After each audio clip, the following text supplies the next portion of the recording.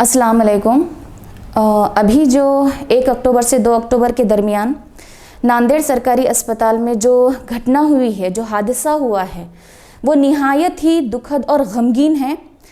सबको जो है चौंका देने वाला हादसा है। नांदेड़ में ही नहीं बल्कि संभाजी नगर में भी अस्पताल में यही हुआ है कि 24 घंटे में 24 अमवात नांदेड़ में और संभाजी नगर अस्पताल में 18 मौतें हुई हैं। 24 जो अमवात हुए हैं 24 घंटों में, उसमें 12 जो न्यूबॉर्न्स थे, इन्फेंट्स थे, और जो 12 जो थे वो एडल्ट और ओल्ड थे। जो मासूम बच्चे थे वो प्रीटर्म बेबीज़ थे, और जो दूसरे अदर हुए हैं वो हार्ट रिलेटेड डिसीज़ या निमोनिया या फिर प्रेगनेंसी कॉम्प्लिकेशंस की वजह से हुए हैं। और औरंगाबाद में डॉक्टर कल्याणकर जी ने जो स्टेटमेंट दिया है, वहाँ पर लास्ट महीने 419 डेथ हुए हैं, जिनमें जो है 103 डेथ जो है वो अस्पताल में डायरेक्ट आए थे। और उनका कहना है कि हर दिन जो है 18 से 19 जो है डेथ्स होते रहते हैं। तो ये कोई आज की बात नहीं है, ये होते आ रहा है, मगर इस बार जो है बहुत ही ज़्यादा हो गया है। तो सबसे पहले तो बात ये जानना ज़रूरी है कि इसके पीछे सबसे बड़ी वजह क्या है, क्योंकि दरख्त जब सूखता है, पत्ते जब झड़ते हैं, तो उसकी वजह उसकी जड़ होती है। गवर्नमेंट अस्पताल में 80% जो पेशेंट्स होते हैं वो गरीब होते हैं, वो शेतकरी होते हैं जो प्राइवेट में अफोर्ड नहीं कर सकते हैं। और वो क्रिटिकल कंडीशन में क्यों आते हैं, वो डेथ की कंडीशन में क्यों आते हैं? सबसे पहले तो ये अहम है, क्योंकि आज अगर हम विलेजेस देखेंगे महाराष्ट्र के, वो 43,000 से ज़ायद हैं। गरीब लोगों की पॉपुलेशन 6 करोड़ से ज़्यादा है। और हमारे महाराष्ट्र में पीएचसी जो होते हैं, जो गांव के लिए होते हैं, 20,000 पॉपुलेशन के लिए एक पीएचसी होता है, तो उनकी तादाद 1,828 पीएचसी हैं, जबकि इसकी दुगनी होनी चाहिए थी। जितने पीएचसी हैं वो सिर्फ 3 करोड़ पॉपुलेशन को कवर करेंगे, मगर बाकी जो तादाद है वो कहाँ जाएंगे? क्योंकि दरअसल ऐसा होता है कि आप जाइए गाँव में, हर एक शेतकरी को देखिए, वो किसी न किसी बीमारी में मुब्तला होते हैं और लास्ट में क्रिटिकल रिस्क कंडीशन में अस्पताल में आते हैं। और गवर्नमेंट अस्पताल का अगर हम देखेंगे तो वहां पर तो स्पेशलिस्ट तो है ही नहीं, बहुत कम। मल्टी स्पेशलिस्ट करें वहां पर, कार्डियोलॉजिस्ट लाएं, वहां पर पेडियाट्रिक न्यूरोलॉजिस्ट लाएं, न्यूरोसर्जन लेकर आएं, वहां पर आप एमआरआई मशीन्स फैसिलिटीज दीजिए, मेडिसिन ड्रग्स वगैरह वहां पर दीजिए, क्योंकि ये सबसे ज्यादा अहम है। और दूसरी सबसे बड़ी वजह यह है कि हमारे state budget, Maharashtra state budget की मैं बात करूंगी तो हेल्थ बजट जो होता है उसका परसेंट टोटल एक्सपेंडिचर में कम होते जा रहा है। 2021-2022 में जो स्टेट बजट था उसमें से 5.2% हेल्थ बजट एलोकेट किया गया था टोटल एक्सपेंडिचर से, वही घटकर 2022-2023 बजट में 4.7% हेल्थ के लिए निकाला गया।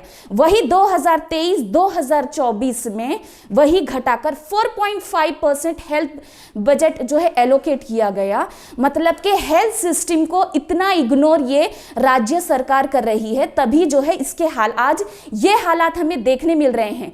आज हमें कोविड की ज़रूरत नहीं है। महाराष्ट्र की अगर आज हम बात करेंगे तो आज कोविड जैसे हालात जो है हमारे इन अस्पतालों में हैं। ये जो है काफ़ी बहुत ही ज़्यादा गौर फिक्र करने वाली बात है, क्योंकि लोगों में जो है अब बहुत ही ज़्यादा डर हो गया है।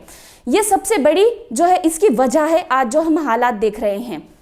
और इसके अलावा जो है जिस तरह जो है हर कोई आरोग्य मंत्री आ रहे हैं, अदर भी जो नेता आ रहे हैं, वो अपना राजनीतिक प्रचार कर रहे हैं हॉस्पिटल में जाकर, मगर सबसे ज़्यादा तो आप अहम वजह पर दीजिए ना, हेल्थ बजट बढ़ाइए, आप पीएचसी को दुगना कर दीजिए, जितने गवर्नमेंट अस्पताल है उनको आप मल्टी स्पेशलिटी कर दीजिए, क्योंकि आपके कदमों से उन माँओं के आंसू तो नहीं रुकेंगे जो अभी जो है तड़प तड़प कर रो रही हैं।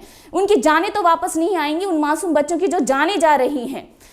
और इसके अलावा सबसे अहम ये है कि भर्ती जो स्टाफ नर्सिंग होते हैं, क्योंकि अस्पताल में डॉक्टर्स तो विजिट करते हैं, मगर 24 घंटे एक पेशेंट को मॉनिटर करना एक नर्स का काम होता है। अगर हम उसका रेशियो देखेंगे तो 3 पेशेंट पर 1 नर्स तो भी होनी चाहिए, और आईसीयू में 1:1 होना चाहिए, यानी कि एक पेशेंट के लिए 1 नर्स। जेजे जैसे मशहूर हॉस्पिटल में पिछली बार भी डिमांड आई थी कि 20 से 30 पेशेंट जो है 1 नर्स हैंडल करती है, जबकि एक पेशेंट के लिए 1 नर्स होना चाहिए। आज सबसे ज़्यादा ये सबसे बड़ा मसला है। मैं राज्य सरकार से पूछना चाहूँगी कि स्टाफ नर्सिंग की आपने भर्ती अभी तक क्यों नहीं की है।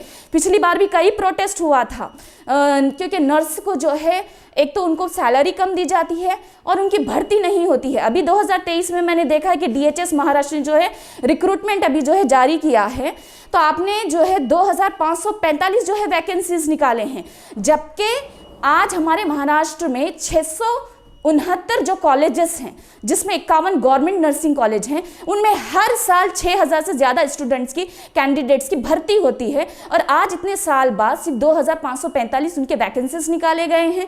आप करिए तो सही भर्ती, आप डायरेक्ट रिक्रूटमेंट तो नहीं कर सकते, मगर आउटसोर्सिंग से वही तो करिए, क्योंकि पेशेंट्स को जो है आज सबसे ज़्यादा सपोर्ट की ज़रूरत है। हमारे इंडिया में 6,40,000 से ज़्यादा नर्स जो है अब्रॉड में काम कर रही हैं। क्यों कर रही हैं? क्योंकि आज हमारे देश की सरकार ये देश बेचने वाली सरकार हो गई, ये प्राइवेटाइजेशन वाली सरकार हो गई है।